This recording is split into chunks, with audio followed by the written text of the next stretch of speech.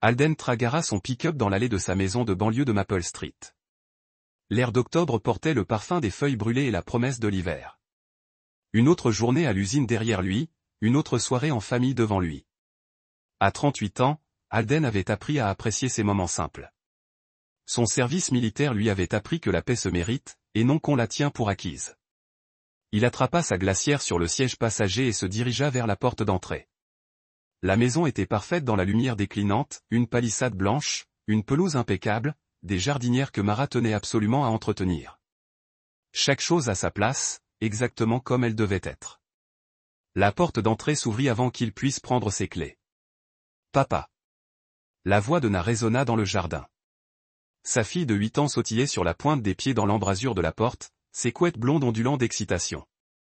Elle tenait quelque chose dans ses petites mains, un sac en plastique transparent contenant ce qui ressemblait à un cookie aux pépites de chocolat. « Salut, ma puce. » Alden laissa tomber sa glacière sur les marches du porche et prit Na dans ses bras. Elle rigola tandis qu'il la faisait pivoter avant de la reposer. « Qu'est-ce que tu as là ? » Quelqu'un l'a laissé dans la boîte aux lettres. Na leva le sac, ses yeux bleus brillants d'émerveillement. « Peut-être que c'est de maman. Elle a dit qu'elle pourrait me surprendre aujourd'hui. » Alden lui prit le sac des mains et l'examina attentivement. Le biscuit semblait fait maison, épais, fourré de pépites de chocolat, encore moelleux au cœur. Pas de mots, pas d'étiquette, juste une simple friandise dans un sac à sandwich. Un frisson lui traversa l'estomac. « Tu en as déjà mangé un peu ? » Juste une petite bouchée. C'est vraiment bon. Na retourna dans la maison en sautillant, se dirigeant vers le salon où ses cahiers de coloriage étaient étalés sur la table basse. Alden la suivit à l'intérieur, l'esprit déjà occupé à la logistique. Qui laisserait un biscuit dans sa boîte aux lettres ? Les voisins déposaient parfois des friandises pendant les fêtes, mais Halloween était encore dans plusieurs semaines. Mara n'avait rien dit concernant la livraison. Il sortit son téléphone et composa le numéro de sa femme. Il sonna 4 fois avant de tomber sur un répondeur. « Mara, c'est moi. Rappelle-moi quand tu auras ce message. » Na trouva un cookie dans la boîte aux lettres et elle en avait déjà mangé. « Tu l'as laissé là ?» Il raccrocha et entra dans le salon. Na était affalée sur le tapis, fredonnant tout en coloriant une licorne. Le sachet de cookies vide était posé sur la table basse à côté d'elle. « Na, combien de cookies as-tu mangé ? » Presque tout. Je t'en ai gardé un petit morceau. Elle désigna un petit morceau de cookie posé sur une serviette. Tu en veux ? Plus tard. Chérie, comment vas-tu ? Bien. J'ai un peu mal au ventre, mais pas trop. Juste un drôle de drôle. Le téléphone d'Alden craqua. Le nom de Marla apparut à l'écran. Dis donc, répondit-il. J'ai eu ton message. Quel cookie ? La voix de Mara semblait distraite, comme si elle conduisait ou marchait dans un endroit bruyant. Na a trouvé un cookie aux pépites de chocolat dans notre boîte aux lettres. Elle a dit, tu l'as peut-être laissé comme surprise. Je n'ai pas laissé de cookie. Pourquoi aurais-je mis de la nourriture dans la boîte aux lettres ? C'est bizarre. C'est ce que je pensais. Connais-tu quelqu'un qui pourrait avoir Alden ? Je suis en plein milieu d'une affaire. On peut en parler plus tard ? C'est probablement juste un enfant du voisin qui s'amuse. La ligne a été coupée. Alden fixait son téléphone. La sensation de froid dans son estomac s'intensifiait. Le rejet de Mara lui semblait déplacé. Si quelqu'un avait laissé de la nourriture pour sa fille, ne devrait-elle pas se soucier davantage de sa provenance ? Papa. La voix de Na était plus faible, moins énergique. Je ne me sens pas bien. Alden se retourna. Na était assise sur le tapis, le visage pâle et les mains pressées contre son ventre. Sous son regard, elle se plia en deux et émit un cri misérable. Na. Il traversa la pièce en 2 pas, s'agenouillant à côté d'elle. Qu'est-ce qui ne va pas, ma puce ? J'ai très mal au ventre et je me sens étourdie. Elle prononçait mal, comme si elle avait du mal à les formuler correctement. J'ai suivi la formation d'Alden. Il avait vu des cas d'empoisonnement pendant son service militaire, des soldats ayant consommé des rations contaminées ou ayant été exposés à des agents chimiques. Les symptômes étaient évidents, nausées, désorientation, difficulté à parler. Nina, regarde-moi. Peux-tu te lever ? Elle essaya de se relever, mais s'effondra sur le tapis. Sa respiration devenait superficielle et rapide. Alden attrapa son téléphone et composa le 911. 11 septembre. Quelle est votre urgence? Ma fille de 8 ans a été empoisonnée. Elle a mangé un biscuit laissé dans notre boîte aux lettres et présente maintenant des signes d'intoxication aiguë. J'ai besoin d'une ambulance immédiatement. Monsieur, pouvez-vous me dire quel est l'état actuel de votre fille? Nausées, désorientation, difficulté à se tenir debout, troubles de l'élocution, respiration rapide. Elle a consommé une substance inconnue il y a environ 15 minutes. N'a émis un autre son affreux, puis ça fait ça. Alden lâcha le téléphone et vérifia son pouls, faible mais présent. Sa respiration était encore superficielle mais régulière. Monsieur. Monsieur, êtes-vous là? Alden décrocha le téléphone. Elle a perdu connaissance. Son pouls est faible mais présent. Je vais commencer les soins intensifs. L'ambulance arrive. Restez en ligne avec moi. Alden plaça Na en position latérale de sécurité et vérifia ses voies respiratoires. Dégagé. Son pouls restait faible mais stable. Il avait déjà fait cela sur le terrain avec des soldats blessés, mais c'était sa fille. C'était Nona. Les 10 minutes suivantes passèrent dans un brouhaha de sirènes, d'ambulanciers et de jargon médical. Alden monta dans l'ambulance, tenant la main de Mina pendant que les secouristes s'efforçaient de stabiliser ses constantes. Elle restait inconsciente, mais respirait jusqu'à l'hôpital. Il arpenta la salle d'attente pendant que les médecins effectuaient des examens. Mara arriva 30 minutes plus tard, le maquillage impeccable et son sac à main de créateur serré dans ses mains manucurées. « Comment va-t-elle » Mara demanda, mais son ton suggérait qu'elle s'enquérait de la météo plutôt que de la vie de leur fille. Idiot. Ils font des tests toxicologiques. C'est insensé. Qui empoisonnerait le biscuit d'un enfant? Alden observa le visage de sa femme. Elle semblait inquiète, mais quelque chose clochait dans sa réaction. Trop posée, trop contrôlée, comme si elle feignait l'inquiétude au lieu de la ressentir. Bonne question, dit-il. Qui l'aurait fait? Le docteur Patricia. Mason sortit des urgences à 23h47, sa blouse froissée et l'air sombre. Alden se leva aussitôt, les mains serrées. Mara resta assise, parcourant son téléphone. M et Madame Tra, j'ai des nouvelles de l'état de Na. Comment va-t-elle? Demanda Alden. Son état est stable. Nous avons neutralisé la toxine dans son organisme et ses constantes sont revenues à la normale. Elle est consciente et vous appelle. Le soulagement envahit la poitrine d'Alden. On peut la voir dans un instant? Tout d'abord, je dois vous faire part de nos conclusions. Le docteur Mason jeta un coup d'œil dans la salle d'attente, remarquant les autres familles à portée de voix. On pourrait peut-être parler en privé. Ils la suivirent jusqu'à une petite salle de consultation. Le docteur Mason ferma la porte et se tourna vers eux. Na a ingéré un composé appelé azopromycine. C'est un sédatif vétérinaire principalement utilisé pour les gros animaux. À la dose qu'elle avait consommée, cela aurait pu être mortel en l'absence de traitement. Mara leva les yeux de son téléphone. Un sédatif vétérinaire? Comment cela a-t-il pu se retrouver dans un biscuit? C'est ça qui est inquiétant. Le docteur Mason poursuivit. Ce n'était pas une contamination accidentelle. Quelqu'un avait délibérément mélangé de l'azopromycine à la pâte à biscuit. La répartition était uniforme dans le biscuit, suggérant qu'elle avait été ajoutée pendant la cuisson. Alden sentit le sang lui quitter le visage. Vous dites que quelqu'un a intentionnellement empoisonné ma fille. Je dis que les preuves suggèrent l'introduction délibérée d'une substance réglementée dans des aliments destinés à la consommation. Je suis tenu par la loi de signaler cela aux autorités locales. Bien sûr, Alden dit, nous voulons savoir qui a fait ça. Le docteur Mason hocha la tête. L'inspecteur Byrne, du département de police de Loveland, voudra vous parler à tous les deux. En attendant, nous garderons Nina en observation toute la nuit. Après le départ du médecin, Alden et Mara restèrent assis en silence pendant plusieurs minutes. Finalement, Mara prit la parole. C'est dingue. Qui voudrait faire du mal à Nona? Je ne sais pas, mais je vais me renseigner. De retour chez eux à 2h du matin, Alden se dirigea directement vers la boîte aux lettres.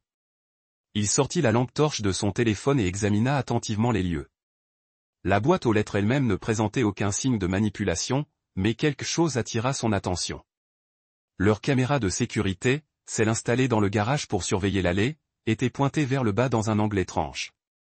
Alden avait installé le système lui-même 2 ans plus tôt et connaissait parfaitement le positionnement de chaque caméra. À l'intérieur de la maison, il alluma son ordinateur et accéda au panneau de contrôle du système de sécurité. L'enregistrement vidéo affichait un intervalle de 7 minutes entre 15h17 et 16h30. Et 15h24, heure exacte à laquelle il aurait dû rentrer du travail. Quelqu'un avait désactivé la caméra, laissé le cookie, puis rétabli la position de la caméra. Le système nécessitait un mot de passe pour accéder aux commandes à distance. Seules 2 personnes connaissaient ce mot de passe, lui et Mara. Alden fixait l'écran, réfléchissant aux implications. Soit quelqu'un avait piraté leur système de sécurité avec des connaissances techniques sophistiquées, soit une personne disposant d'un accès autorisé avait délibérément créé un angle mort. Il ouvrit une nouvelle fenêtre de navigateur et commença des recherches sur la prométhine. Une substance contrôlée, un sédatif vétérinaire, nécessite un accès sur ordonnance. Pas quelque chose qu'on pouvait acheter au supermarché du coin. Son téléphone vibra, un SMS de Mara. Je reste à l'hôpital ce soir au cas où Na aurait besoin de quelque chose. Tu devrais dormir un peu. Alden regarda l'horodatage. Le message avait été envoyé 15 minutes plus tôt, alors qu'ils rentraient tous les 2 de l'hôpital. Alors que Marlo était assise sur le siège passager de son camion, quand l'avait-elle envoyé? Le lendemain matin, Alden arriva à l'hôpital à 7 heures avec un sac contenant les vêtements de Nona et son éléphant en peluche préféré. Il trouva sa fille assise dans son lit, coloriant un nouveau livre qu'une infirmière lui avait apporté. Papa. Le sourire de Na était éclatant et sincère. Aucune trace du traumatisme de la nuit précédente. Regarde ce que j'ai dessiné. Elle brandit une photo de leurs personnages familiaux aux cheveux blonds, debout devant Brownouse. Alden, Mara et Nina se tenant la main sous un ciel bleu éclatant. C'est magnifique, ma chérie. Comment vas-tu? Beaucoup mieux. Le médecin a dit que je pouvais rentrer aujourd'hui si mes analyses de sang sont bonnes. C'est une excellente nouvelle. Mara arriva 20 minutes plus tard, une tasse de café onéreuse à la main et une tenue impeccable. Ses cheveux étaient parfaitement coiffés, son maquillage impeccable. Bonjour, ma chérie, dit-elle à Na en se penchant pour l'embrasser sur le front. Comment va ma courageuse fille? Je vais mieux, maman. On peut rentrer maintenant? On doit attendre que le médecin nous dise que tout va bien. Mara sortit son téléphone et commença à écrire. J'ai quelques courses à faire, mais je reviens cet après-midi. Alden observa le visage de sa femme tandis qu'elle interagissait avec Na. Mara sourit et dit les mots justes, mais il manquait quelque chose. Aucun soulagement dans ses yeux, aucune inquiétude persistante quant à la mort imminente de leur fille. Elle semblait plus concentrée sur son téléphone que sur le rétablissement de Na. Quelle course? Demanda Alden. Juste quelques affaires pour la maison. Les courses, le pressing, des trucs normaux. Tu devrais peut-être rester ici avec Na aujourd'hui. Elle a failli mourir hier soir. L'expression de Marla se crispa presque imperceptiblement. Elle va bien maintenant. Le médecin l'avait dit. Je ne peux pas mettre ma vie entière entre parenthèses à chaque fois qu'il se passe quelque chose. Chaque fois qu'il se passe quelque chose. Alden sentit la colère monter dans sa poitrine. Mais il garda une voix calme. Ce n'était pas quelque chose qui se passait. Quelqu'un a essayé de tuer notre fille. C'est un peu dramatique, tu ne trouves pas? C'était probablement juste une blague tordue qui a mal tourné. Avant qu'Alden puisse répondre, Nona prit la parole. Papa, est-ce que grand-mère Gretchen peut venir me voir? Je veux lui montrer ma photo. Bien sûr, ma puce. Je l'appelle tout de suite. Alden sortit dans le couloir et composa le numéro de sa mère. Gretch et Tra répondirent à la deuxième sonnerie.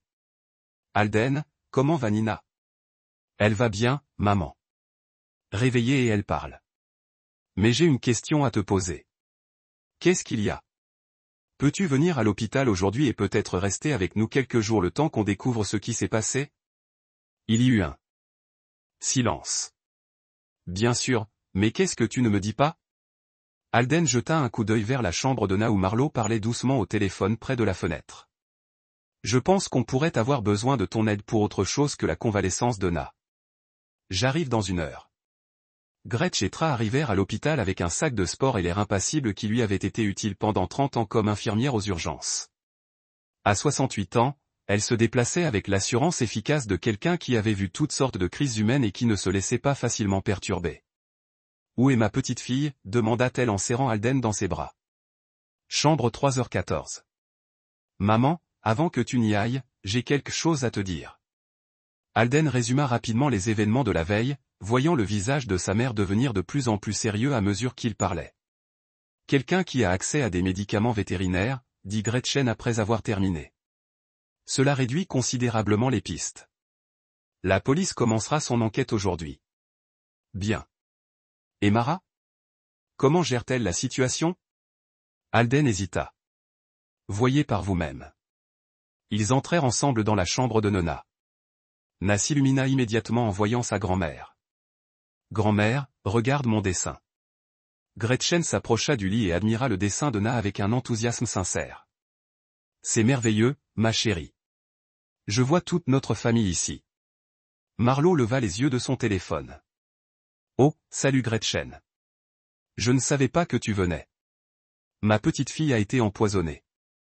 Bien sûr que je viens, n'est-ce pas? Bon, je suis sûr que tout ira bien maintenant. Mara prit son sac et son téléphone. Il faut vraiment que je fasse ces courses. À plus tard. Elle embrassa Nina et partit sans se retourner. Gretchen la regarda partir, puis se tourna vers Alden en haussant les sourcils.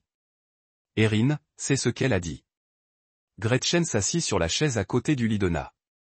Ses mains burinées écartèrent les cheveux de Na de son visage, et sa voix prit le ton doux qu'elle réservait aux patients et aux petits-enfants. Nina, ma chérie, peux-tu parler du biscuit à grand-mère? Où l'as-tu trouvé exactement? Il était dans la boîte aux lettres, dans un sac en plastique. J'ai pensé que maman me l'avait peut-être laissé parce qu'elle disait qu'elle pourrait me faire une surprise. Maman a dit ça hier? Non, il y a quelques jours. Elle dit, parfois, les gens ont besoin de surprises pour être heureux. Gretchen jeta un coup d'œil à Alden. Quel genre de surprise, mon chéri? Je ne sais pas, juste des surprises. Na retourna à son cahier de coloriage, déjà désintéressé de la conversation. Plus tard, quand Nona s'était endormie pour une sieste. Gretchen entraîna Alden dans le couloir. Cette femme n'a pas quitté l'hôpital pour faire des courses, dit-elle doucement. Que veux-tu dire? J'observe des gens en crise depuis 30 ans. Alden, je sais à quoi ressemble la vraie peur, et je sais à quoi ressemble l'inquiétude feinte. Ta femme n'a pas peur pour la sécurité de Nona. Peut-être qu'elle gère la situation différemment de nous. Peut-être. Ou peut-être sait-elle déjà que Na est en sécurité maintenant, car elle sait ce qu'il y avait dans ce biscuit et quelle quantité elle a mangé. Alden sentit à nouveau un frisson lui monter à l'estomac. Maman, c'est une accusation grave. Je n'accuse personne de quoi que ce soit. Je te dis juste ce que je vois. Elle sourit comme si elle cachait un couteau dans son dos. Ce soir-là, après avoir ramené Na de l'hôpital, Alden attendit que sa famille soit endormie avant de commencer son travail. Il se déplaçait discrètement dans la maison. Son entraînement militaire lui étant utile, il installa de petits dispositifs de surveillance à des endroits stratégiques, notamment une micro-caméra derrière le salon. Une étagère inclinée pour capturer le canapé et la table basse. Une autre dans la cuisine, dissimulée dans une plante décorative posée sur le réfrigérateur. Une troisième dans la chambre principale, dissimulée dans le cadre d'une photo de famille sur la commode. Chaque appareil était sans fil, alimenté par batterie et capable d'enregistrer vidéo et audio. Il transmettait à un récepteur caché dans son atelier, dans le garage, d'où il pouvait surveiller les flux à distance. Alden avait appris depuis longtemps que l'information était l'arme la plus puissante dans tout conflit. Durant son service militaire, la réussite des missions dépendait du renseignement. Connaître les capacités, les intentions et les faiblesses de l'ennemi avant qu'il ne se rende compte qu'on le surveillait, c'est ce qui lui avait permis de terminer l'installation à 2 heures du matin et de retourner se coucher. Marlo dormait profondément, sa respiration profonde et régulière dans la douce lueur de la veilleuse du couloir. Elle paraissait paisible et innocente, mais Alden se surprit à étudier son visage comme il étudierait une carte du territoire ennemi. Le lendemain matin, il appela son ami Lial Carvey. Alden, salut mec, j'ai entendu parler de Nina aux informations. Comment va-t-elle? Elle est d'accord. Lial, j'ai besoin d'un service. Quelque chose? De quoi as-tu besoin? Tu peux me retrouver pour un café ce matin. J'aimerais discuter de quelque chose avec toi en privé. Ils se sont rencontrés dans un restaurant à l'autre bout de la ville, loin du quartier d'Alden et des zones commerçantes habituelles de Mara. El Carvé était un homme grand et mince, aux cheveux grisonnants prématurément et au teint pâle, comme s'il passait la plupart de son temps à l'intérieur. Il travaillait comme ingénieur informatique pour une entreprise régionale de télécommunications, et ses compétences techniques avaient aidé Alden sur divers projets au fil des ans. « Que se passe-t-il » demanda elle après qu'ils eurent commandé un café. Alden baissa la voix. « J'ai besoin que tu m'aides à récupérer des données supprimées du téléphone de Mara. » Les sourcils de elle se haussèrent. « Mec, c'est une histoire de couple sérieuse. Tu es sûr de vouloir aller dans ce sens ? Quelqu'un a essayé de tuer Nina. Quelqu'un qui a accès aux mots de passe du système de sécurité et qui connaît les médicaments vétérinaires. J'ai besoin de savoir si Mara est impliquée. Bon sang. D'accord. Ouais, je peux t'aider. As-tu accès à son téléphone ? Elle en a deux. Un smartphone classique qu'elle utilise ouvertement et un deuxième dont elle pense que je ne suis pas au courant. Je l'ai vu envoyer des SMS dessus alors qu'elle pensait que je ne regardais pas. Un téléphone jetable. C'est pas bien, mec. Tu peux cloner les données sans qu'elle le sache ? Si j'ai accès physiquement aux deux appareils pendant environ 10 minutes chacun, oui, je peux tout récupérer. Journal d'appel, SMS, email, données d'application, même les fichiers supprimés. Parfait. Tu peux venir dîner ce soir ? Apporte ton ordinateur portable.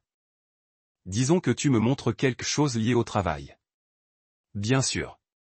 Mais Alden, si on trouve quelque chose de grave, on s'en occupera quand on en aura besoin. Ce soir-là, Lal est arrivé avec sa sacoche d'ordinateur et une bouteille de vin pour le dîner. Mara semblait ravie d'avoir de la compagnie, jouant le rôle d'hôtesse gracieuse avec une aisance maîtrisée. Elle portait une robe bleue qui mettait sa silhouette en valeur et souriait chaleureusement en servant le repas qu'elle avait préparé. « Sal, comment va le monde de la tech » demanda-t-elle en mangeant. « On ne peut pas se plaindre. Toujours quelque chose de nouveau à apprendre. Toujours des problèmes à résoudre. Ça doit être passionnant. Le travail d'Allen est tellement routinier. Parfois la même chose jour après jour. » Alden observa le visage de sa femme tandis qu'elle parlait. Il y avait quelque chose de dédaigneux dans son ton, quelque chose qui suggérait qu'elle trouvait son travail et peut-être même qu'elle l'appréciait. Après le dîner, Alden et elle se retirèrent dans le salon pendant que Mara rangeait la cuisine. Elle ouvrit son ordinateur portable et commença à lui expliquer un projet logiciel fictif tout en exécutant secrètement des programmes de récupération de données sur les téléphones de Mara. Le processus dura 12 minutes. 12 minutes pendant lesquelles Alden discuta de la sécurité des réseaux tout en regardant sa femme s'affairer dans la cuisine, chargeant le lave-vaisselle et essuyant les plans de travail. Compris, chuchota elle, j'analyserai tout ce soir et je t'appellerai demain. Après là, Alden aida Mara à finir de ranger. Elle semblait détendue et satisfaite, fredonnant doucement en rangeant la vaisselle. C'était sympa, dit-elle. On devrait recevoir plus souvent. Oui, c'était bon de voir Lial. Il est adorable. Un peu ringard, mais adorable. Ils regardèrent la télévision ensemble pendant 1 heure avant d'aller se coucher. Mara s'endormit rapidement, mais Alden resta éveillé, les yeux fixés au plafond. Quelque part dans les informations numériques récupérées par Lial, il y avait peut-être des réponses. Ou pourrait-il y avoir confirmation de soupçons qu'il espérait désespérément erronés. Son téléphone vibra, accompagné d'un SMS. Le nom de elle apparut à l'écran. Vérifie tes emails. Il faut qu'on parle. Alden se glissa hors du lit et alla à son ordinateur. Dans sa boîte de réception se trouvait un message de Lial avec une pièce jointe cryptée. Il téléchargea le fichier et l'ouvrit. Le premier document était un journal d'appels montrant des dizaines d'appels entre le téléphone jetable de Mara et un numéro enregistré au nom de Queen Allier. Les appels duraient depuis 3 mois, avec une fréquence croissante ces 2 dernières semaines. Le deuxième document contenait des SMS récupérés. Les mains d'Alden tremblaient légèrement en les parcourant. Mara, cette maison ressemble à une prison. Il faut que je sorte. Queen, on en a parlé. Tu sais ce qui doit arriver. Mara, je ne peux pas continuer à prétendre être l'épouse parfaite. Je meurs intérieurement. Queen, bientôt, il nous faudra juste patienter encore un peu. Mara, et Nina ? Queen, elle est jeune. Elle s'adaptera. Les enfants sont résilients. Mara et Alden. Quinn, laisse-moi faire. Le document final était une chaîne de mails entre Mara et Quinn discutant de leurs projets d'avenir et de leur libération des obligations actuelles. Le langage était codé, mais le sous-entendu était clair.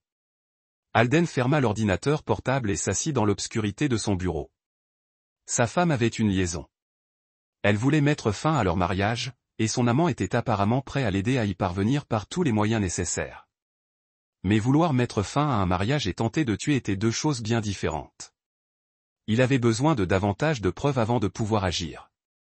Il ouvrit un nouveau document sur son ordinateur et commença à taper.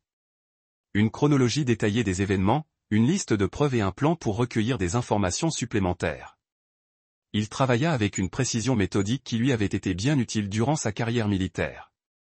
Oui down. Il avait le cadre de son enquête. Il lui fallait maintenant exécuter son plan sans alerter ses cibles qu'elles étaient surveillées. La traque avait commencé. Fin de l'acte I, deuxième partie. Premier décor du TRP. Mara dérape 3 jours après le retour de Na de l'hôpital. Alden a reçu un SMS de Mara alors qu'il était au travail. Il emmenait Nina chez sa mère pour le week-end. On a besoin de passer du temps entre filles après tout ce qui s'est passé. La belle-mère d'Alden vivait à Denver, à 2 heures de route. Cela lui donnerait tout le week-end pour poursuivre son enquête sans craindre d'être observé. Il a répondu, bonne idée. Conduisez prudemment. Mais au lieu de rentrer chez lui après le travail le vendredi, Alden s'est rendu dans un magasin d'articles de sport et a acheté un microphone directionnel et un enregistreur numérique, du matériel soi-disant pour l'observation des oiseaux. Puis il est allé dans un magasin d'électronique et a acheté un dispositif de localisation GPS suffisamment petit pour tenir sous le pare-choc d'une voiture. Le soir même, il a fixé le traceur à la voiture de Mara, garée dans l'allée de sa belle-mère. L'appareil transmettrait les données de localisation à son téléphone, lui permettant de surveiller ses déplacements à distance le samedi matin. Le traceur indiquait la voiture de Mara quittant Denver et se dirigeant vers les montagnes. Alden la suivait à distance, se tenant suffisamment en retrait pour ne pas être détecté, mais suffisamment près pour maintenir le contact visuel. La voiture quitta la route principale pour s'engager sur un chemin de gravier menant au sentier Red Rock, un lieu de randonnée isolé, prisé des locaux mais rarement fréquenté. Alden se gara à un autre départ de sentier et traversa les bois jusqu'à un point dominant le parking. À l'aide de jumelles, il observa Mara sortir de sa voiture et se diriger vers une berline bleue. Un homme en sortit, grand, cheveux noirs, vêtu de vêtements d'extérieur coûteux. Quinn Albier, d'après les photos qu'Alden avait trouvées dans le téléphone de Mara. Ils s'étreignirent comme des amants qui ne s'étaient pas vus depuis des semaines plutôt que des jours. Les mains de Quinn s'attardèrent sur le corps de Mara d'une manière qui ne laissait aucun doute sur la nature de leur relation. Alden installa le microphone directionnel et le pointa vers le couple. L'appareil était suffisamment sensible pour capter des conversations à plusieurs centaines de mètres de distance, et l'air de la montagne était calme et pur. Quinn et Marlowe se dirigèrent vers une table de pique-nique près du parking. Ils s'assirent l'un près de l'autre, leur voix portant au loin. « Comment va Nona » demanda Quinn. « Bien, elle est revenue à la normale. Elle ne se souvient pas beaucoup de ses vomissements. » « Bien. C'est ce qu'on voulait. » Alden ajusta l'orientation du micro et augmenta le volume d'enregistrement. C'était ça, la confirmation qu'il attendait. « Je t'avais dit que le dosage serait parfait, » continua Quinn. « Assez pour provoquer des symptômes, pas assez pour causer des dommages permanents. Je n'arrive toujours pas à croire qu'on l'ait fait. C'était nécessaire, Mara. Il fallait qu'Alden comprenne que sa famille n'était pas en sécurité. Que rester marié mena en danger. Mais et s'il ne comprenait pas le message? Et s'il refusait toujours de divorcer? Quinn tendit la main par-dessus la table et prit celle de Mara. Puis on passe à la phase 2. Qu'est-ce que la phase 2? Encore un verre. Il est parti. L'enfant aussi. On recommence. Tu as dit que tu étais prête. Marlowe resta silencieuse un long moment. Lorsqu'elle reprit la parole, sa voix était à peine audible, mais le micro la capta clairement. Je le fais. Je ne veux juste pas le faire moi-même. Tu n'auras pas à le faire. Je m'occupe de tout. Tu dois juste t'assurer qu'ils boivent ce que je te donne. Quand? Bientôt. Je travaille à obtenir quelque chose de plus fort. Quelque chose qui ressemblera à une crise cardiaque ou à un AVC. Des causes naturelles. Ils restèrent silencieux pendant plusieurs minutes, main dans la main, à contempler la vallée en contrebas. Pour un observateur non averti, ils auraient ressemblé à un couple normal profitant d'un après-midi romantique à la montagne. Alden continua d'enregistrer pendant 30 minutes supplémentaires, captant des détails supplémentaires sur leurs projets et leur calendrier. Quinn avait accès à divers médicaments grâce à son travail de pharmacien clinicien. Marlowe créait des occasions pour Alden de consommer ce que Quinn lui fournissait. Ils discutèrent de la mise en scène d'accidents, de la simulation de décès naturels et de la possibilité de repartir de zéro dans un autre état une fois qu'ils auraient accès à l'assurance vie et aux économies d'Alden.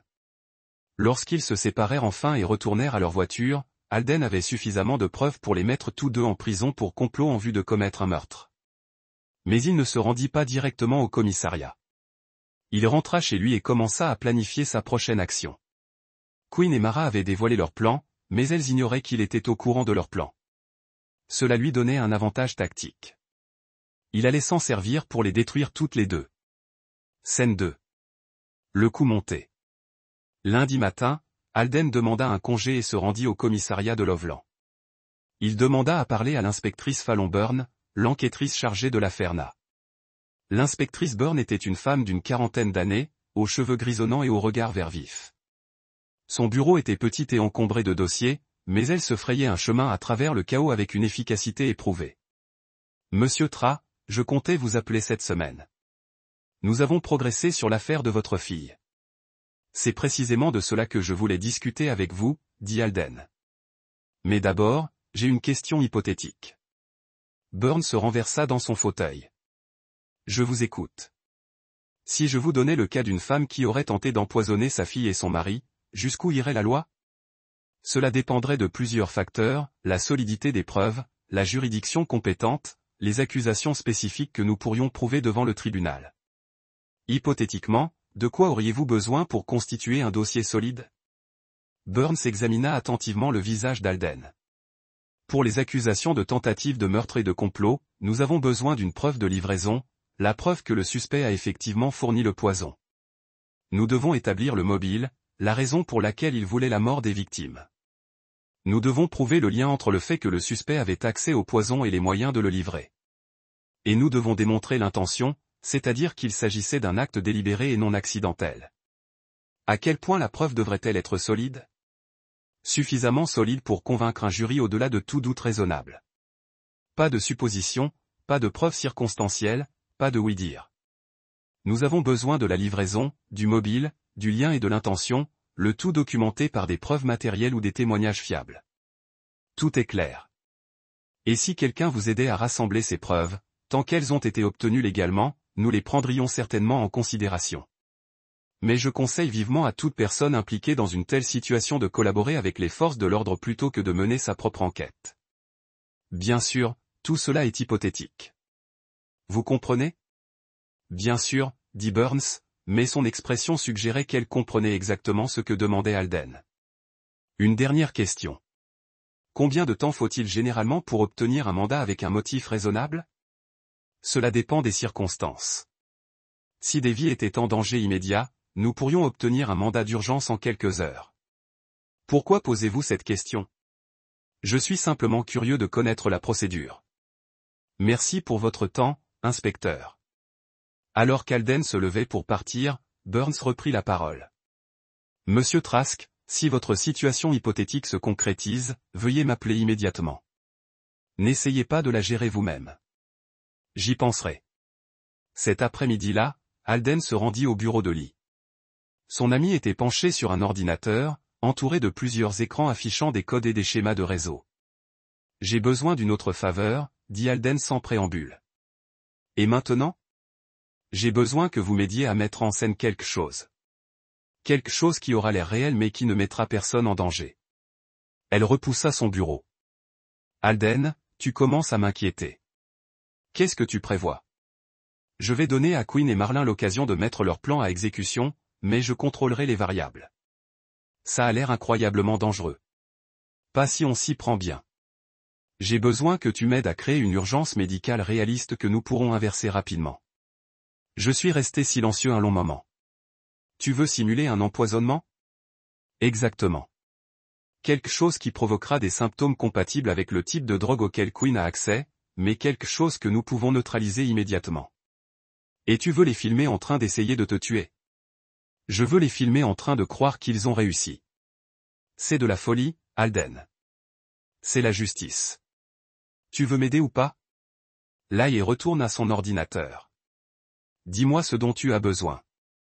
Ils ont passé les 2 heures suivantes à étudier les interactions médicamenteuses et les réponses physiologiques. Le bagage technique de L. comprenait des connaissances en biochimie acquises à l'université et il a aidé Alden à comprendre comment créer des symptômes convaincants sans s'empoisonner. Charbon actif. J'ai finalement dit que si tu prenais une forte dose de comprimé de charbon actif juste avant de consommer ce que Quinn te donne, le poison absorberait la majeure partie avant qu'il ne pénètre dans ta circulation sanguine. Tu ressentirais encore quelques symptômes, mais pas assez pour causer des dommages permanents. Combien de temps aurais-je? Peut-être 10 à 15 minutes avant que le charbon ne cesse d'être efficace. Tu auras besoin d'une intervention médicale après cela. C'est suffisant. Alden, ça pourrait encore te tuer. Si tu te trompes de timing ou de dosage, alors Na grandira sans père. Mais au moins, elle ne grandira pas avec une mère qui a tenté de la tuer. Je vais fixer son ami un long moment. Tu as bien réfléchi, n'est-ce pas? Je n'ai pensé à rien d'autre pendant une semaine. Bon, je vais t'aider, mais on va planifier ça à la minute près, et on aura des plans de secours pour tous les scénarios possibles. D'accord. Ils travaillèrent jusque tard dans la soirée, élaborant un plan détaillé pour l'opération d'infiltration contrôlée. Chaque variable fut prise en compte, chaque risque calculé, chaque éventualité planifiée. De sorte qu'au moment où Alden rentrerait chez lui, il savait exactement comment piéger Quinn et Mara dans leur propre réseau de tromperie. L'occasion se présenta plus tôt que prévu. Le mercredi soir, Mara annonça qu'elle prévoyait un dîner spécial pour vendredi soir. Rien que nous deux, dit-elle avec un sourire chaleureux. Na peut rester chez ta mère pour la nuit. On a besoin de se retrouver après tout ce qui s'est passé. Ça me semble bien, répondit Alden, sachant exactement à quoi elle pensait. Il passa la journée de jeudi à préparer une visite chez Gretchen pour expliquer la situation et assurer la sécurité de Na. Il appela l'inspectrice Byrne pour l'avertir qu'il pourrait avoir besoin d'une assistance immédiate vendredi soir. Il révisa une dernière fois le plan avec Lial. Tu es sûr du timing? Je te le demanderai pour la 10e fois, 15 minutes maximum. Tu surveilleras la scène depuis la camionnette à l'extérieur et tu appelleras les ambulanciers dans exactement 14 minutes. L'enregistrement audio est assuré par plusieurs appareils. Des caméras cachées filmeront tout ce qui se passera après mon évanouissement. Alden, il y a environ 50 façons dont cela pourrait mal tourner. Il y a environ 1000 façons pour Quinn et Mara de nous tuer, Nona et moi, si nous ne les arrêtons pas maintenant. Vendredi soir arriva avec une chaleur inhabituelle et un ciel dégagé. Alden déposa Na chez Gretchen, serrant sa fille dans ses bras très longuement avant de partir. À demain matin, ma chérie. Au revoir, papa. Amuse-toi bien avec maman. Si seulement elle savait, pensa Alden en rentrant chez lui. Mara avait préparé un repas élaboré, steak, légumes rôtis, bougies et vin. Elle portait une robe noire qu'il avait toujours adorée, et son maquillage était parfait. Elle était belle, aimante et totalement dévouée à leur mariage. Elle avait aussi l'air d'une femme qui envisageait de devenir veuve avant la fin de la soirée. C'est merveilleux, dit Alden en s'asseyant pour manger. Quelle est l'occasion? Ai-je besoin d'une occasion pour préparer un bon dîner pour mon mari? Bien sûr que non. Je ne m'attendais simplement pas à quelque chose d'aussi élaboré. Ils ont discuté du travail, de la convalescence de Nona, de leurs projets pour le week-end. Mara semblait détendue et heureuse, plus attentive qu'elle ne l'avait été depuis des mois. Après le dîner, elle a apporté une bouteille de vin qu'Alden n'a pas reconnue. J'ai trouvé quelque chose de spécial aujourd'hui, dit-elle en se versant 2 verres. Je pensais qu'on pourrait prendre un verre et discuter. Bien sûr. Alden accepta le verre, remarquant que Mara avait versé son verre d'un autre endroit de la bouteille que le sien. Avant de le porter à ses lèvres, Alden s'excusa pour aller aux toilettes. Une fois hors de la vue de Mara, il avala rapidement 4 comprimés de charbon actif et retourna dans la salle à manger. Santé, dit Mara en levant son verre. À un nouveau départ, répondit Alden en la regardant dans les yeux. Le vin avait un goût normal, peut-être légèrement amer, mais rien qui puisse éveiller les soupçons. Alden termina son verre et complimenta Mara pour son choix. Ils se dirigèrent vers le salon pour continuer à discuter. Mara semblait nerveuse, consultant fréquemment son téléphone et jetant des coups d'œil vers les fenêtres de devant. Au bout de 10 minutes, Alden commença à ressentir les premiers symptômes, légers étourdissements, légères nausées, picotements aux extrémités. Le charbon actif absorbait la majeure partie du poison, mais pas tout. « Je me sens un peu mal. »« Étrange, » dit-il en se levant du canapé. « Étrange comment ?» La voix de Marla était soigneusement neutre. Étourdie, nauséeuse. Alden tituba légèrement, agrippant le dossier de sa chaise pour se soutenir. « Tu devrais peut-être t'asseoir. »« Ouais, peut-être que je devrais. » Alden se laissa tomber sur le canapé, sa respiration devenant superficielle et rapide. Les yeux mi-clos, il observa la réaction de Mara. Elle n'appela pas les secours. Elle ne se précipita pas à ses côtés. Au lieu de cela, elle sortit son téléphone et envoya un SMS. 2 minutes plus tard, la porte d'entrée s'ouvrit. Queen Allier entra dans le salon comme s'il y était chez lui, une petite trousse médicale à la main. « Depuis combien de temps est-il comme ça ?» demanda Queen en vérifiant le pouls d'Alden. « Environ 5 minutes. »« Pas encore, mais bientôt ?» Queen ouvrit son sac et en sortit une seringue. « Ça va le rassurer. »« Queen, non. On avait dit qu'on laisserait le vin faire son travail. Le vin pourrait ne pas suffire. On dirait une crise cardiaque provoquée par un stress aigu. Personne ne le fera. » Question.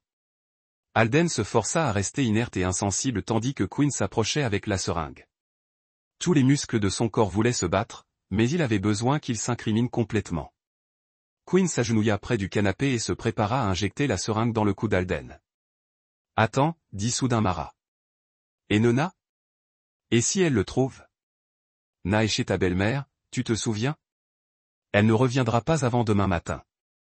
D'ici là, les ambulanciers seront déjà là et auront emporté le corps. »« Le corps ?» répéta Mara doucement. « Mon Dieu, Queen, on y va vraiment. On fait le nécessaire. Tu veux ta liberté, n'est-ce pas ? Tu veux être avec moi ? Oui, mais c'est le seul moyen. » Queen abaissa la seringue vers le cou d'Alden. Au dernier moment, Alden ouvrit les yeux. « Je ne ferai pas ça à ta place, » dit-il clairement. Queen fit un bond en arrière, manquant de laisser tomber la seringue. Mara hurla. « Surprise, » dit Alden en s'asseyant sur le canapé. « Tu pensais vraiment que j'ignorais ce que tu préparais ? » La porte d'entrée s'ouvrit brusquement. L'inspecteur Byrne entra avec 2 agents en uniforme, armes au poing. Personne ne bouge. Police. Queen leva les mains, la seringue toujours serrée entre ses doigts. Mara se colla contre le mur, le visage pâle de stupeur. « Comment ? » murmura-t-elle. « Du charbon actif. » dit Alden en se levant lentement. « J'ai absorbé la majeure partie de ton poison avant qu'il ne fasse de réels dégâts. Mais je dois. Dis donc, Queen, ton attitude au chevet du patient mériterait d'être améliorée. » L'inspecteur Byrne se déplaçait efficacement dans la pièce, récupérant des preuves et les droits de lecture. Queen et Marlowe furent menottés et séparés pour être interrogés. « Monsieur Tra, es-tu blessé ?» demanda Byrne. « J'aurai besoin de soins médicaux pour neutraliser ce qui reste dans mon organisme, mais je devrais aller bien.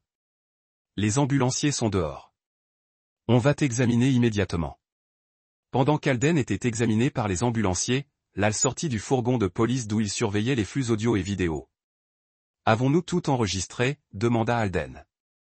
Chaque mot, vidéo, audio, angle de caméra multiples, leur conversation sur l'empoisonnement de Na, leur projet de te tuer, la tentative d'injection, tout. L'inspectrice Byrne s'approcha avec un sac contenant la seringue. « Du chlorure de potassium, dit-elle, suffisamment pour provoquer un arrêt cardiaque chez un adulte en bonne santé. Combiné à l'azithromycine contenue dans le vin, il aurait été mortel en quelques minutes. Le même composé que celui utilisé sur Nina. Non, c'était de la prométhine seule. C'était censé achever le travail. » Alden regarda Queen et Mara être embarqués dans des voitures de police séparées. Mara croisa son regard par la fenêtre. Son expression était un mélange de rage et d'incrédulité. « Tu penses ça ? Est-ce que ça te rend meilleur que moi ?» cria-t-elle. Alden se dirigea vers la voiture de police et regarda sa femme par la fenêtre ouverte. « Non, dit-il doucement. Juste plus intelligente. Les portières se refermèrent et les véhicules s'éloignèrent dans la nuit. Le commissariat de police de Loveland bourdonnait d'activité tandis que la nouvelle de l'arrestation se répandait dans le bâtiment. Les cas de double tentative de meurtre impliquant conjoints et enfants étaient rares, et les preuves rassemblées par Alden et Lial étaient considérées comme des cas d'école par les enquêteurs. L'inspecteur Byrne trouva Alden dans la salle d'attente à 2 heures du matin, une tasse de café refroidie depuis des heures. « Comment vous sentez-vous » demanda-t-elle. « Fatigué, soulagé, en colère. »« C'est compréhensible. Nous avons terminé le traitement des premiers éléments de preuve, et je voulais vous tenir au courant. »« Qu'avez-vous trouvé ?» La trousse médicale de Quinn contenait suffisamment de substances réglementées pour approvisionner une petite pharmacie.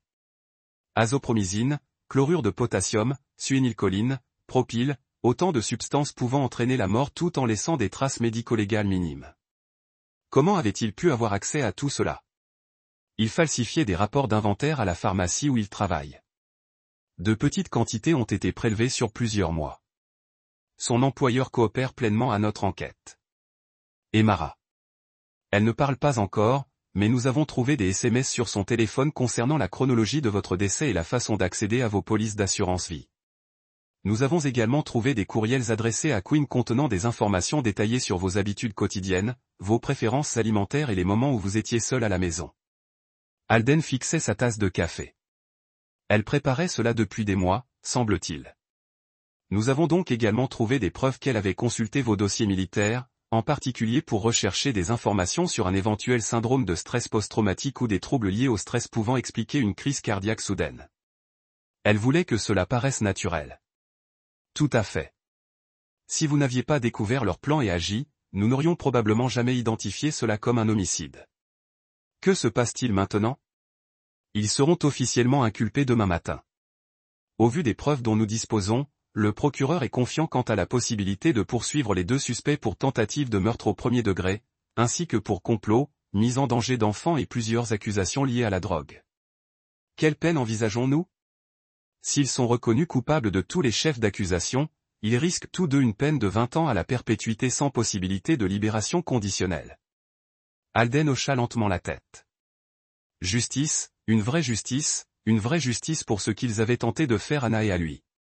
Inspecteur Byrne, merci de m'avoir fait confiance pour mener cette affaire à bien. Vous avez pris un sacré risque, monsieur Tra.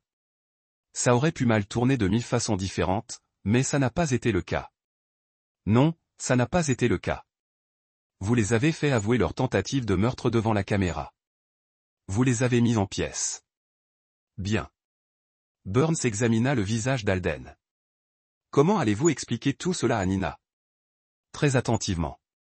Elle aura probablement besoin d'une thérapie pendant des années. Mais elle est forte et elle a des gens qui l'aiment. Et vous? Vous allez vous en sortir? Alden resta silencieux un long moment. J'avais confiance en ma femme pour aimer notre fille. Je lui faisais confiance pour honorer nos vœux de mariage. Je lui faisais confiance pour ne pas tenter de nous assassiner pour de l'argent. C'est une confiance énorme à perdre d'un coup. Je ne ferai plus jamais confiance à personne de cette façon. Ce n'est peut-être pas l'approche la plus saine. Peut-être pas, mais c'est réaliste. L'inspecteur Byrne lui tendit une carte de visite. Si vous avez besoin de quoi que ce soit dans les prochaines semaines, des questions sur l'affaire, une orientation vers une thérapie, quoi que ce soit, appelez-moi. Je le ferai. Merci.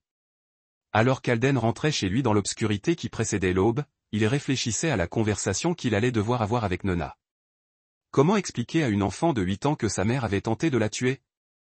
Comment aider une enfant à comprendre ce genre de trahison sans détruire sa capacité à faire confiance aux autres? Il n'avait pas encore de réponse à ces questions, mais il avait le temps de les trouver. Quinn et Marlowe passeraient le reste de leur vie en prison, tandis que lui et Nina construiraient une nouvelle vie ensemble. Une vie fondée sur l'honnêteté, la sécurité et un amour sans arrière-pensée. Le thé n'était pas la fin à laquelle il s'attendait lorsqu'il avait dit « Oui, je le veux » il y a 9 ans. Mais c'était la justice, et parfois, la justice suffisait, 6 mois plus tard. Le palais de justice de Loveland était bondé de journalistes, de curieux et de proches alors que s'ouvrait le procès de Mara Tra et Quinn alliés. L'affaire avait attiré l'attention des médias régionaux en raison de ses circonstances inhabituelles. Une mère tentait d'empoisonner son propre enfant dans le cadre d'un complot meurtrier élaboré. Alden était assis au premier rang de la galerie, vêtu de son plus beau costume et l'air sombre.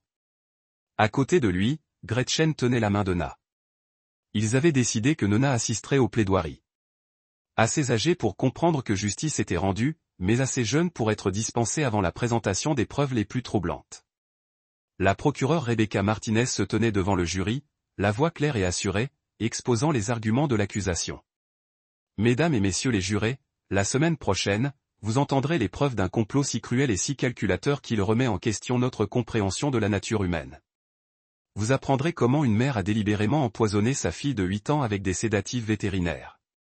Vous apprendrez comment elle et son amant ont planifié le meurtre de son mari pour l'argent de l'assurance. Et vous entendrez leurs propres mots, enregistrés la nuit même où ils ont tenté de mettre leur plan à exécution, raconter à quel point ils avaient peu de respect pour la vie humaine. Martinez s'approcha de la table des preuves et prit un sac en plastique transparent contenant la seringue que Quinn avait tenté d'utiliser sur Alden. Cette seringue contient suffisamment de chlorure de potassium pour arrêter un cœur humain en quelques minutes. Les accusés avaient l'intention de l'injecter dans le cou d'Alden Tra alors qu'il gisait inconscient à cause du vin qu'ils avaient empoisonné. Ils le croyaient mourant et étaient prêts à finir le travail eux-mêmes. Elle se tourna vers Quinn et Mara à la table de la défense. Les deux accusés étaient vêtus de façon classique, leurs avocats leur ayant conseillé d'afficher sympathie et remords. Quinn regardait droit devant lui, l'air impassible. Mara s'essuya les yeux avec un mouchoir, mais Alden remarqua qu'elle ne versait aucune larme. Vous entendrez des enregistrements des accusés racontant leurs crimes en détail. Vous verrez des preuves vidéo de leur tentative de meurtre.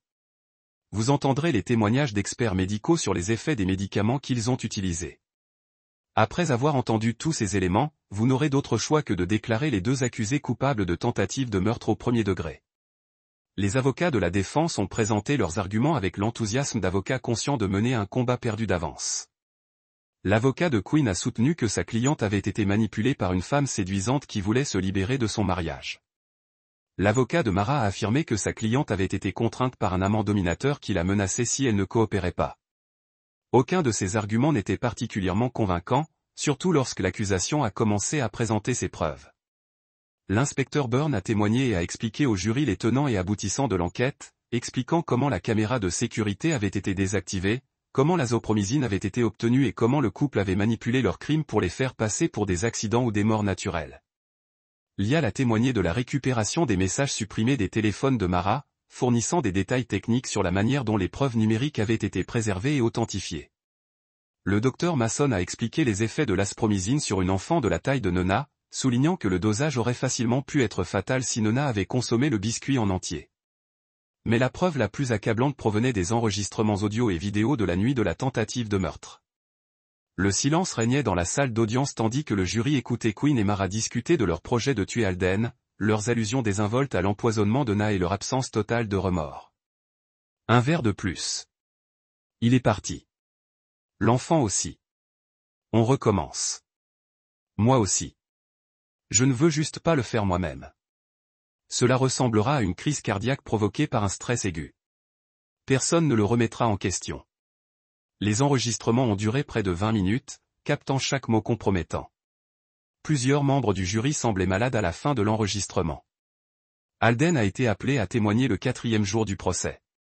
Il s'est dirigé vers la barre des témoins avec la même assurance sereine dont il avait fait preuve tout au long de l'enquête, répondant aux questions du procureur d'une voix claire et posée. « Monsieur Tra, qu'avez-vous ressenti en réalisant que votre femme avait empoisonné votre fille ? » En colère, trahi, déterminé à protéger Nona de tout autre mal. « Pourquoi n'avez-vous pas immédiatement alerté la police ? » J'avais besoin de preuves. Un soupçon n'est pas une preuve. Je savais que si je voulais accuser ma femme de tentative de meurtre, il me fallait des documents qui tiendraient la route devant le tribunal. Aviez-vous peur pendant l'opération d'infiltration ? Oui. Mais j'avais surtout peur de ce qui arriverait à Na si je ne les arrêtais pas. Regrettez-vous la façon dont vous avez géré cette situation ? Alden regarda Mara droit dans les yeux en répondant. Je regrette que cela ait été nécessaire. Je ne regrette pas d'avoir protégé ma fille. Lors du contre-interrogatoire, l'avocat de Mara a tenté de dépeindre Alden comme un mari autoritaire qui avait poussé sa femme dans les bras d'un autre homme. N'est-il pas vrai, monsieur Tra, que votre femme se sentait prisonnière de votre mariage ? Si elle se sentait piégée, elle était libre de demander le divorce à tout moment. Mais un divorce peut être coûteux, compliqué, moins coûteux et plus complexe qu'une tentative de meurtre. Vous avez mis en scène une tromperie élaborée pour piéger ma cliente. Cela suggère-t-il que vous recherchiez la vengeance plutôt que la justice? Je cherchais des preuves. Votre cliente les a fournies lorsqu'elle et son amant ont tenté de m'injecter une dose mortelle de chlorure de potassium, mais vous vous êtes délibérément mis en danger. Votre cliente a délibérément mis ma fille en danger, et elle aurait récidivé si on ne l'avait pas arrêtée. L'avocat a tenté plusieurs autres approches, mais Alden est resté calme et factuel tout au long de son témoignage. Lorsqu'il a quitté la barre des témoins, même les avocats de la défense ont semblé reconnaître que leur affaire était désespérée. Le jury a délibéré pendant moins de 3 heures. À son retour, le président du jury s'est levé pour rendre le verdict. Pour l'accusation de tentative de meurtre au premier degré concernant Nina Tra, nous déclarons l'accusé Mara Tra coupable. Concernant l'accusation de tentative de meurtre au premier degré concernant Alden Tra, nous déclarons Mara Tra coupable. Concernant l'accusation de complot en vue de commettre un meurtre, nous déclarons Mara Tra coupable. Les deux accusés ont été condamnés pour tous les chefs d'accusation. Coupables de tous les chefs d'accusation. La juge Patricia Harrison a condamné Quinn et Mara à des peines allant de 25 ans à la perpétuité sans possibilité de libération conditionnelle, à purger consécutivement pour chaque tentative de meurtre. Le tribunal estime que ces crimes représentent un niveau de permédiation et d'insensibilité qui exige la peine la plus sévère possible. Elle a déclaré que les accusés n'avaient montré aucun respect pour la vie d'un enfant innocent et n'avaient aucun remords pour leurs actes. Ils resteront en prison jusqu'à la fin de leur jour. Alors que les huissiers emmenaient Quinn et Marlowe, enchaînés, Mara se tourna vers la galerie où Alden était assis avec Nona et Gretchen. Son expression n'était plus celle d'une accusée pleine de remords. Son visage exprimait plutôt la haine froide qu'Alden soupçonnait d'avoir toujours été présente, cachée sous la façade de respectabilité de banlieue. Na serra la main d'Alden. « C'est fini, papa ?»« Oui, mon cœur.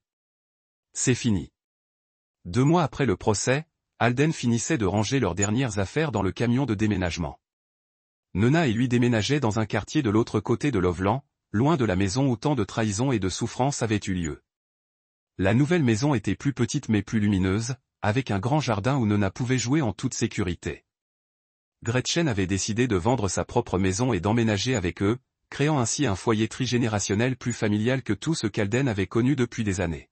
« Papa, je peux choisir ma chambre ?» demanda Na en sautillant dans le salon vide. « Bien sûr, n'importe laquelle, sauf celle de grand-mère et la mienne. » Na se précipita à l'étage pour explorer les lieux pendant qu'Alden et Gretchen finissaient de charger les cartons.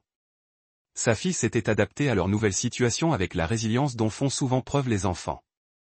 Elle avait suivi des séances de thérapie 2 fois par semaine depuis le procès, et même si elle faisait encore des cauchemars occasionnels à propos du mauvais biscuit, elle était globalement heureuse et bien dans sa peau.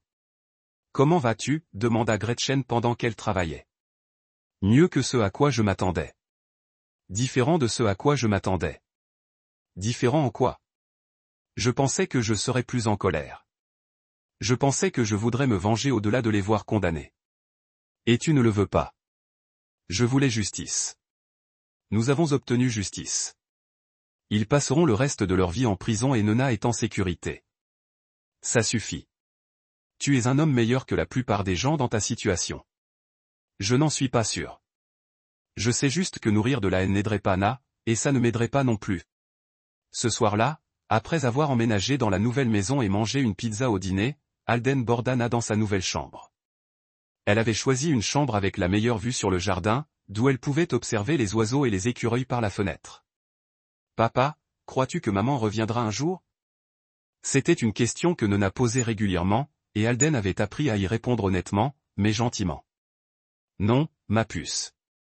Maman a fait de très mauvais choix, et maintenant elle doit rester en prison pour le restant de ses jours. Elle te manque ? La personne que je croyais qu'elle était me manque. Mais cette personne n'était pas réelle. Je suis content qu'on est grand-mère maintenant. Moi aussi. Et je suis content que tu ne sois plus malade. Je n'ai jamais vraiment été malade, Nina. C'était juste pour attraper les méchants. Je sais, mais je suis quand même content. » Alden embrassa sa fille pour lui dire bonne nuit et descendit où Gretchen préparait du thé dans leur nouvelle cuisine. « Elle s'installe bien. » Gretchen dit, « Les enfants sont résilients, les adultes aussi parfois. » Ils s'assirent ensemble dans un silence confortable, buvant du thé et écoutant les bruits de leur nouveau quartier. Quelque part dans la rue, un chien aboyait. Une télévision jouait doucement dans une maison voisine. Des bruits normaux de gens normaux vivant une vie normale, tandis que le téléphone d'Alden vibrait avec un SMS. Le nom de elle apparut à l'écran. J'ai entendu parler de ta promotion au travail. Félicitations, mec. Bien mérité. Alden sourit. Son superviseur à l'usine avait été impressionné par la façon dont il avait géré la crise avec sa famille et lui avait proposé un poste de direction mieux rémunéré et plus de flexibilité pour passer du temps avec Nona. Merci, répondit-il. Tu veux venir dîner ce week-end? Gretchen prépare son fameux rôti braisé. Absolument. À samedi. Lee était devenu un élément incontournable de leur vie depuis le procès. Sa loyauté pendant l'enquête avait renforcé leur amitié, et Nona adorait son oncle Lial, qui lui apportait des jeux vidéo et lui enseignait les bases de la programmation. Elle vient dîner samedi. Alden dit à sa mère, bien. Ce garçon a besoin de plus de repas faits maison, et nous avons besoin de plus d'amis comme lui. Oui, nous en avons besoin. Plus tard dans la soirée, après que Gretchen fut couchée, Alden s'assit sur le porche de leur nouvelle maison. La rue était calme et paisible, bordée d'arbres matures et de maisons bien entretenues. Leurs voisins s'étaient présentés à l'arrivée d'un camion de déménagement, les accueillant chaleureusement. Ce n'était pas la vie qu'Alden avait imaginée lorsqu'il avait épousé Marla il y a 9 ans.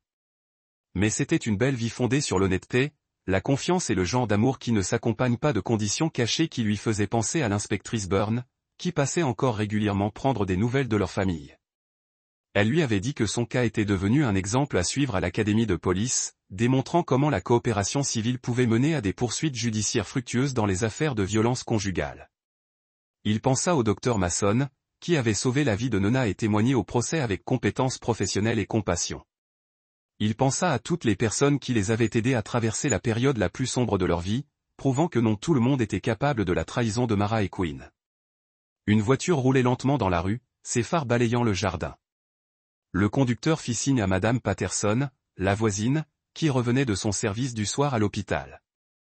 Alden lui rendit son salut et rentra à l'intérieur pour vérifier une dernière fois comment allait Nina avant d'aller se coucher. Elle dormait paisiblement, son éléphant en peluche sous le bras et le sourire aux lèvres. Demain apporterait de nouveaux défis et de nouvelles opportunités. Mais ce soir, ils étaient en sécurité. Ils étaient ensemble et à la maison. C'était suffisant. 3 ans après le procès. Par une fraîche matinée d'octobre, Alden trouva dans sa boîte aux lettres une enveloppe à l'écriture familière. L'adresse de retour indiquait le pénitencier pour femmes de l'État du Colorado, et l'expéditeur s'appelait Mara Trask. Il fixa l'enveloppe un long moment, debout près de la boîte aux lettres de son bureau. Nina était à l'école. Gretchen était à son club de lecture. Il lui restait quelques minutes avant de partir pour son travail de responsable des opérations à l'usine. L'enveloppe semblait mince. Elle ne contenait probablement qu'une seule feuille de papier. Peu importe ce que Mara avait à dire, elle n'avait pas eu besoin de beaucoup de mots.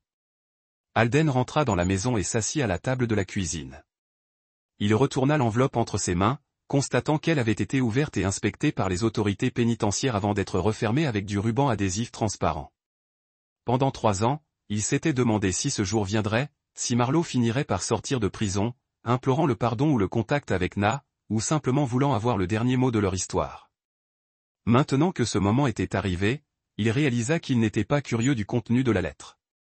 Nul désir de lire ces mots, de comprendre son point de vue ou de lui donner accès à la vie que Na et lui avaient construite, il se leva et se dirigea vers la cheminée du salon. La fraîcheur matinale justifiait un feu, et Gretchen avait déjà placé du petit bois et des journaux dans la cheminée. Alden alluma une allumette et la tint contre le papier jusqu'à ce que les flammes se propagent. Puis il déposa la lettre de Mara, non ouverte, sur le petit bois et la regarda brûler. Le papier prit feu rapidement. Elle s'enroulait et noircissait tandis que les flammes consumaient les mots que Mara avait écrits. Excuse ou manipulation, regret ou colère, peu importait. Il n'avait aucune envie de lire quoi que ce soit. Papa. La voix de Na provenait du couloir. J'ai oublié mon projet de science. Alden se détourna de la cheminée. Na se tenait dans l'embrasure de la porte, son sac à dos et son uniforme scolaire. Ses cheveux étaient coiffés des tresses soignées que Gretchen lui avait apprises. C'est en haut, sur ton bureau, dit-il. Mais dépêche-toi, sinon tu vas rater le bus. Na monta en courant tandis qu'Alden continuait de regarder la lettre brûlée. Le temps qu'elle revienne avec son projet, une maquette du système solaire faite de boules de mousse peinte. L'enveloppe avait été réduite en cendres. Qu'est-ce que c'était, demanda Na en remarquant la cheminée. Des ordures, dit Alden. Rien de mémorable. Oh, papa. Oncle elle peut venir à ma pièce de théâtre la semaine prochaine? Je suis sûr qu'il adorerait. Je lui demanderai ce soir. Na le serra rapidement dans ses bras et courut rattraper l'école. Le bus. Alden entendit la porte d'entrée claquer, puis le bruit de son sac à dos qui rebondissait tandis qu'elle descendait le trottoir en trottinant. Par la fenêtre du salon, il la regarda monter dans le bus et lui dire au revoir de la main. Elle avait maintenant 11 ans, était grande pour son âge et avait une assurance qui suggérait que le traumatisme de sa petite enfance devenait un lointain souvenir plutôt qu'une expérience marquante. Son thérapeute leur avait dit que les enfants qui survivaient à des événements traumatisants développaient souvent une force et une résilience hors du commun. Nona avait prouvé la justesse de cette théorie, excellant à l'école et nouant des amitiés étroites avec des enfants qui ignoraient tout de l'histoire de sa famille. Le feu dans la cheminée s'était réduit à des braises incandescentes. Alden utilisa le tisonnier pour disperser les cendres, s'assurant ainsi que toute trace de la lettre de Mara soit détruite. Son téléphone sonna. Le numéro de Gretchen apparut à l'écran. « Bonjour, maman. »« Bonjour, ma puce. Je suis en retard du club de lecture. Peux-tu aller chercher Nina à l'école aujourd'hui? » « Bien sûr. »« À quelle heure? » 15h30. Et Alden a appelé. « Tu veux savoir si on est toujours là? Je prévois d'aller camper ce week-end. » Dis-lui oui. « Non, j'ai hâte d'y être tout le mois. »« Je t'aime. »« Je t'aime aussi. » Alden raccrocha et regarda sa montre. Il était temps de partir au travail. Il enfila sa veste et attrapa ses clés sur le comptoir de la cuisine. Avant de partir, il jeta un dernier coup d'œil à la cheminée. Les cendres s'étaient refroidies et transformées en une poudre grise, indiscernable des restes de papier journal et de petits bois. Dehors, la matinée d'octobre était claire et lumineuse. Ses voisins commençaient leur routine quotidienne, promener les chiens, charger les enfants dans les voitures, partir au travail et faire leurs devoirs. Madame Patterson lui fit signe de la main depuis son jardin où elle ratissait les feuilles. « Belle matinée, n'est-ce pas? »« Oui, c'est ça, » répondit Alden. Il monta dans son camion et se dirigea vers l'usine, pensant à la journée qui l'attendait. Une réunion de production à 9h. Un déjeuner avec son équipe de direction. Une conférence téléphonique avec le siège social dans l'après-midi. Des responsabilités normales pour une vie normale. Un feu rouge hâta. Il regarda dans son rétroviseur. Derrière lui, l'Ovelin s'étendait dans toutes les directions. Quartiers de banlieue et centres commerciaux, écoles et parcs, le paysage ordinaire de la vie américaine de la classe moyenne. Quelque part au loin, au-delà des montagnes, Mara était assise dans une cellule de prison où elle resterait jusqu'à la fin de ses jours. Quinn occupait une cellule similaire dans un autre établissement, leurs chemins ne se croisant probablement plus en dehors de procédures judiciaires. Mais ici, dans ce camion à ce carrefour, en ce matin d'octobre ordinaire, rien de tout cela n'avait d'importance. Le passé n'était que cendre et cheminée. Le présent était une fille qui souriait, riait et croyait que le monde était un havre de paix. Le feu passa au vert. Alden avança dans le jour, laissant les ombres derrière elle. La paix n'est pas le pardon. La paix, c'est la justice rendue.